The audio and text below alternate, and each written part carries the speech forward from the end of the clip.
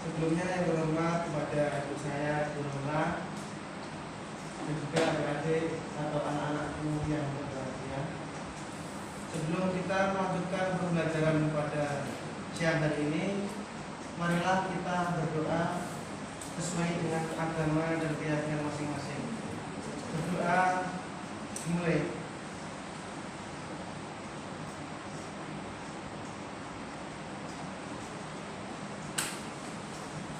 Selesai. Ya, selanjutnya saya ingin bertanya kepada anak semua mengenai pembelajaran sejarah. Apa yang sebenarnya esensial atau hal terpenting dalam studi sejarah? Mungkin ada yang bisa menjawab, silakan acungkan tangannya.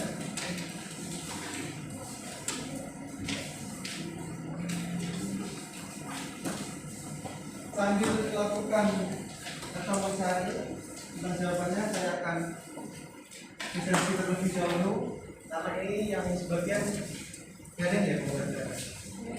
Ya, yang pertama untuk Ananda Ahmad Zakaria Firdaus, Adam Satrio Samudra dari ini, Afrika, ya sambil biar tahu ya yang mana. Alvisa dari juga ini, Alex Wisnu, Denita, Eka Nasuka, Elena Natali Prastyo, ini saya tahu. Panji Ananta, ya. Glenda, Keisha, Laura, Melinda, Nita Aulia, Muhammad Nabi, Nuria Al-Farika, Rafa Ahmad, Reva Uslifatul, Salma Alivia, Juliana. Semua hadir, alhamdulillah. Siapa? Nomor berapa? Kita 4. Iya semua. Oh, iya. Kembali lagi ke permasalahan awal tadi. Kira-kira apa ya yang esensial dalam studi sejarah? Esensial itu maksudnya hal yang penting. Dari unsur apa?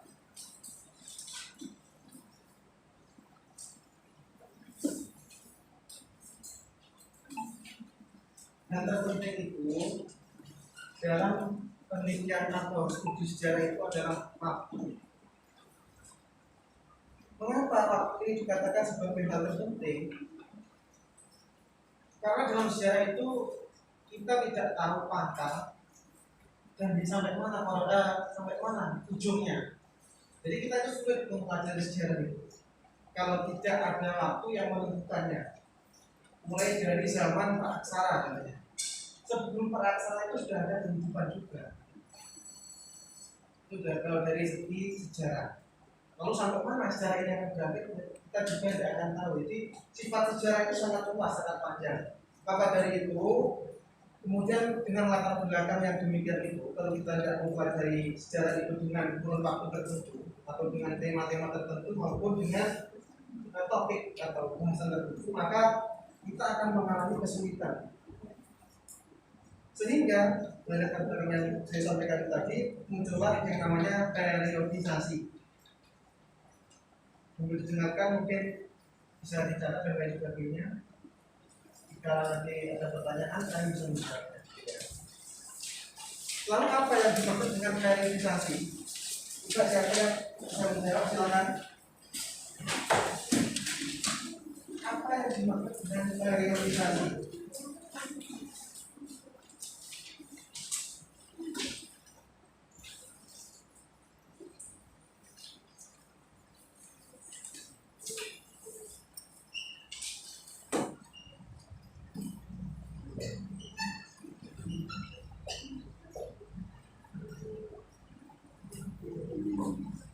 silakan.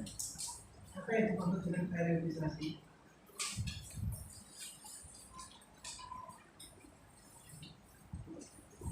Tidak apa, ini tahu kalian apa?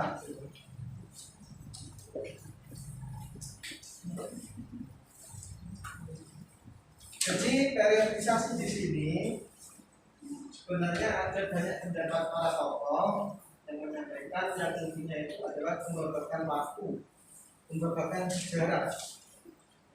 Periodisasi adalah pembabakan waktu yang merupakan salah satu bentuk penulisan sejarah dalam rangka memahami rangkaian peristiwa sejarah.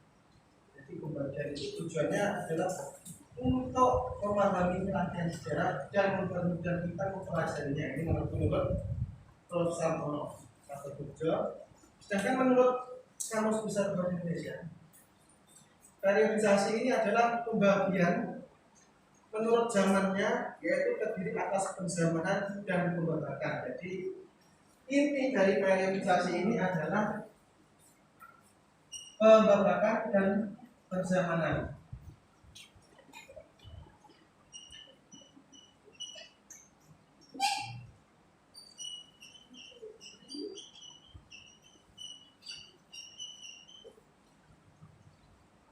Jadi di situ ada poin pembabakan.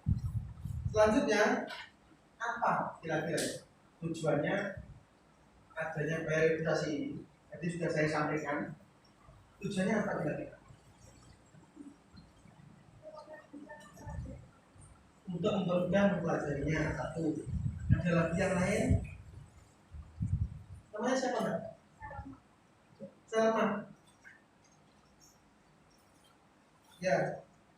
Selain Salman, siapa kira-kira? Yang lain? Dia menjawab untuk mempermudah mempelajarinya. Mempelajari apa? Itu mempelajari sejarah. Tujuannya sebenarnya banyak. Yang pertama, salah satu disampaikan oleh teman Anda tadi, yaitu memudahkan pembaca untuk mengerti peristiwa yang terjadi pada masa lampau. Itu tujuannya. Mempermudah.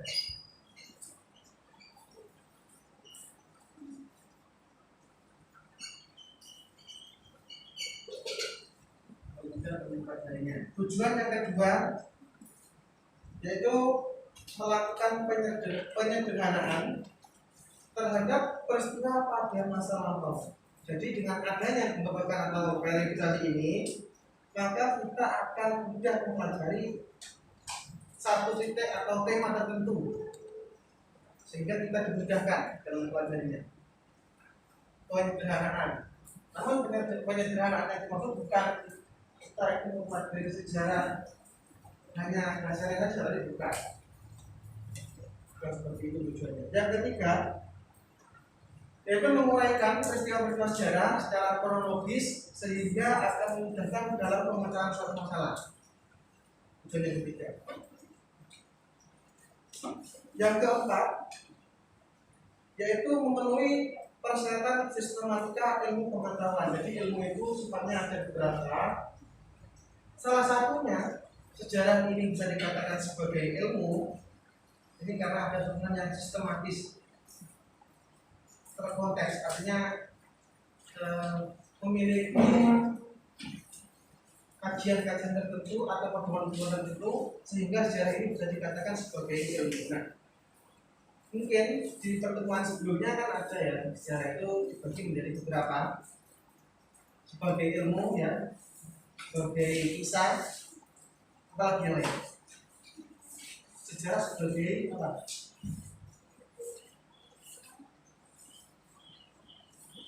Apa?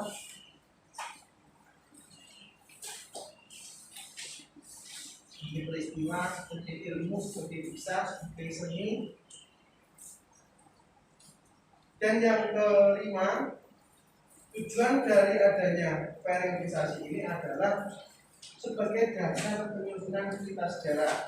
Mungkin di sini ada yang namanya buku ya, tahu yang namanya buku ya. Itu ada cerita novel itu yang diambil dari peristiwa sejarah. Nah, tidak mungkin kan peristiwa sejarah itu dimasukkan dalam satu lakon atau cerita, tidak mungkin. Pasti di situ juga diambil dari satu tema, contohnya seperti cerita Jaka Tingkir atau Mas Karakter itu yang mungkin sebelum menjadi raja itu kan namanya kan Joko Tingkir. Setelah menjadi raja namanya siapa? Pernah lihat apa ya? Jujur, tidak pernah. Atau mungkin juga ketoprak. Dari ketoprak itu juga ada kisah.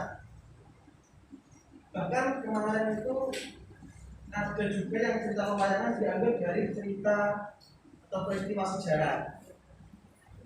Seperti Adi Saka itu juga pernah diceritakan oleh dalam Apurba Moro. Pernah menyampaikan juga. Nah, ini juga merupakan sebagai dasar pemikiran cerita tadi untuk mempermudah kita mengambil suatu tema tertentu dan diangkat menjadi sebuah kisah yang menarik. Periodisasi ini awal mulanya disampaikan dalam konferensi di Indonesia ini pada tahun 1957. Yang pertama itu tentang seminar sejarah Indonesia ke-1 tahun 1957. Ada beberapa ahli yang menyampaikan tentang adanya periodisasi. Jadi setiap tokoh itu memiliki kriteria tertentu atau urutan-urutan tertentu. Seperti Profesor Tora itu membagi menjadi 6. Yang pertama prasejarah, yang kedua zaman kuno, yang ketiga zaman baru, yang keempat zaman perlawanan terhadap imperialisme barat, ini Indonesia ya khususnya. Yang kelima masa pergerakan nasional, yang keenam masa Republik Indonesia. Ini juga tidak terlepas dari waktu. Prasejarah itu adanya sebelum manusia itu mengenal tulisan, prasejarah aksara. Yang kedua zaman kuno tadi abad ke-14 hingga abad 15. Ini ada perbedaan waktunya. Yang ketiga zaman baru, ini masa kerajaan abad ke-16. Yang keempat zaman perlawanan, ini terhadap imperialisme barat abad ke-19 dan juga pergerakan nasional abad ke-20. Dan juga yang terakhir masa Republik Indonesia pada tahun 1945. Dan juga pendapat ada pendapat dari Bapak Muhammad Yamin, ini menjadi 5. Zaman prasejarah, foto sejarah, zaman nasional, zaman internasional, dan abad proklamasi. Selanjutnya adalah jenis-jenis periodisasi. Periodisasi ini jenisnya secara garis besar dari berbagai sumber ada 3.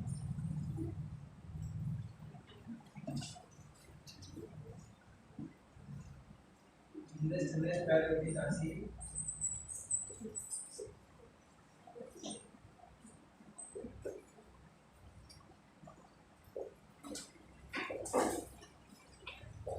Yang pertama ada ruang,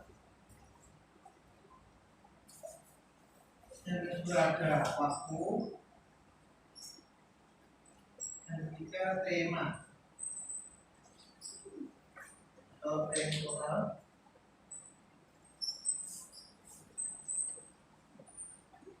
Waktu ini spasial. Kalau itu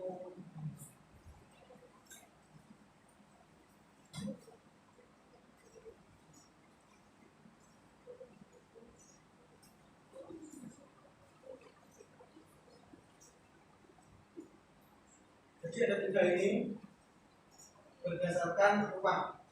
Jadi mulai dari sejarah yang di sini itu berdasarkan ruangnya. Contohnya gini, misal kita bercerita tentang proklamasi sejarah atau proklamasi kemerdekaan Republik Indonesia. Ini yang dibahas ya ruangnya sekitar tahun 1945. Yang dibahas tentang apa? Yaitu tentang kemerdekaan. Jadi ini lebih mengarah ke peristiwanya. Peristiwa. itu dijelaskan dari awal hingga akhir tentang istilah proklamasi. Sedangkan spasial ini tahunnya, waktu ini mempelajari tentang apa? Misalkan tentang masa Orde Lama. Ini yang dibahas secara garis besar adalah urutan waktu pada masa Orde Lama tahun sekian hingga sekian. Ini membahas tentang apa? Ini lebih ke waktunya. Yang ketiga ada tema. Tema ini biasanya yang juga disebut ranting. Ranting dalam sejarah itu ada beberapa seperti tentang politik, tentang kebudayaan, tentang ekonomi. Ini contoh saja ya. Misalnya ini membahas tentang kebudayaan masyarakat Jawa pada masa imperialisme Barat.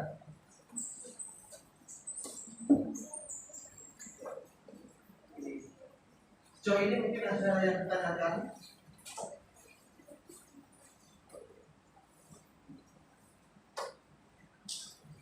Kalau tidak ada, saya lanjutkan.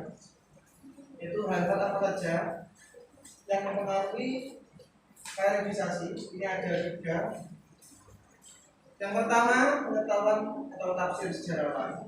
Yang ketiga, kebudayaan. Yang kedua, kebudayaan. Yang terakhir, yang ketiga itu politik. Jadi yang dimaksud dengan pengetahuan sejarawan ini cerita atau kisah sejarah didasarkan pada pemikiran pada peneliti.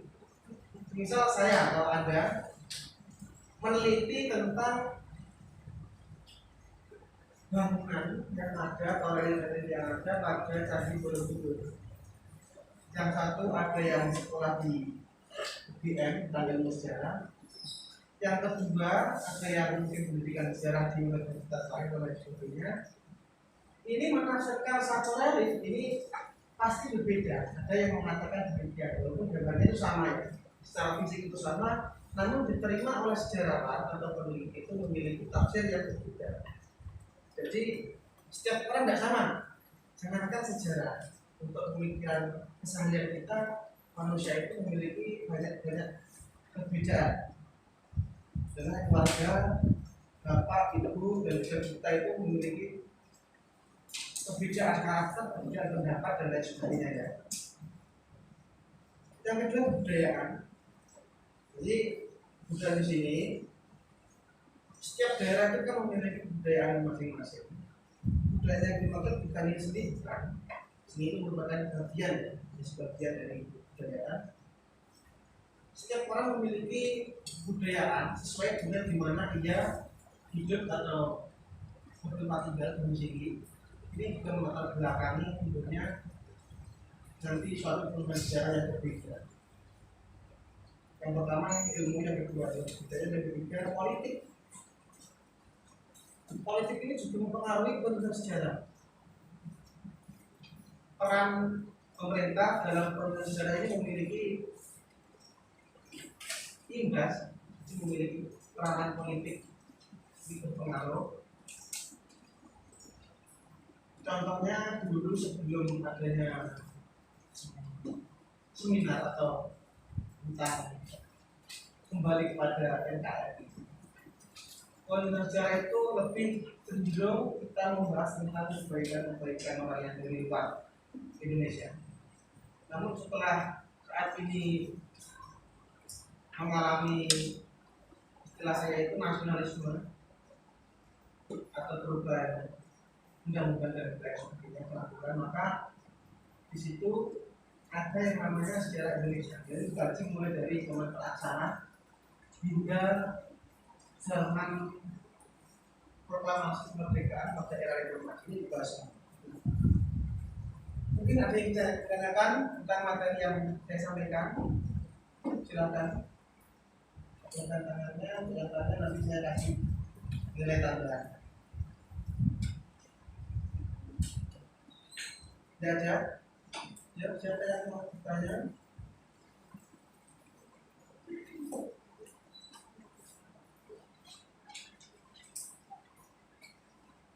Sampai jam berapa? 45 ya? Iya. 11, 15. 55.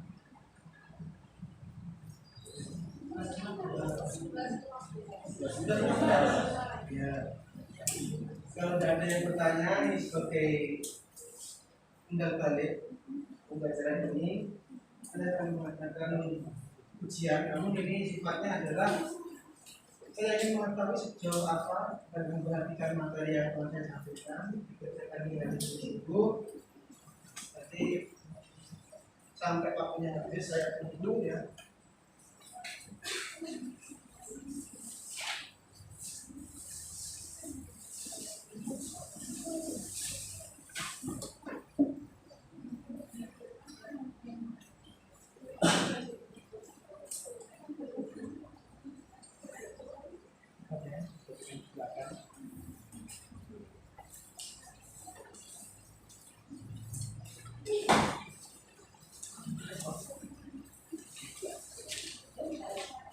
Apa?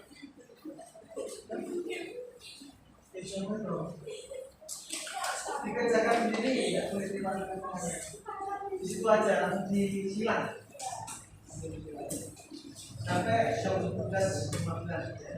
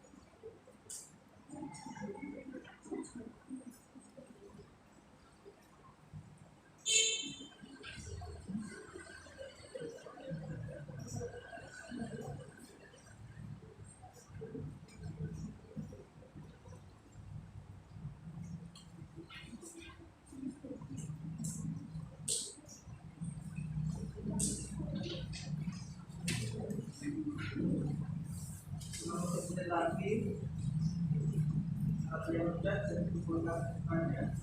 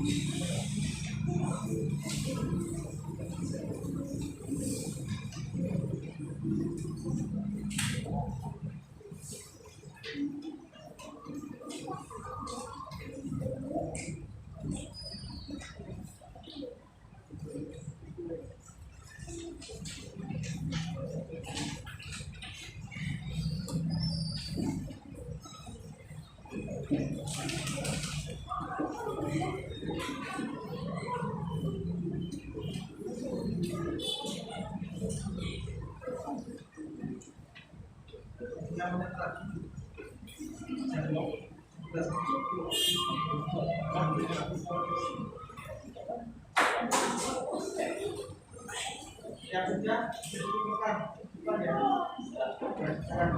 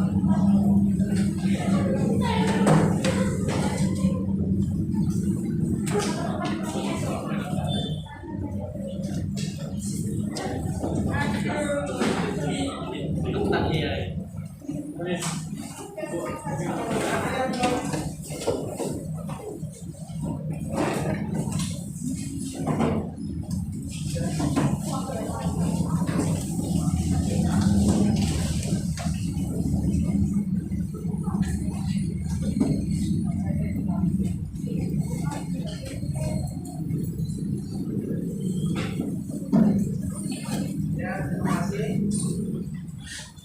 semuanya. Mungkin itu ada tambahan. Oke, terima kasih.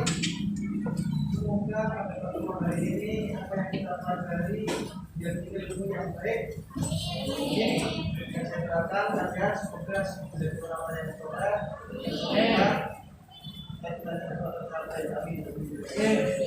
Sebelum pembelajaran kita akhiri, mari kita berdoa sesuai dengan agama dan keyakinan kita masing-masing. Berdoa mulai.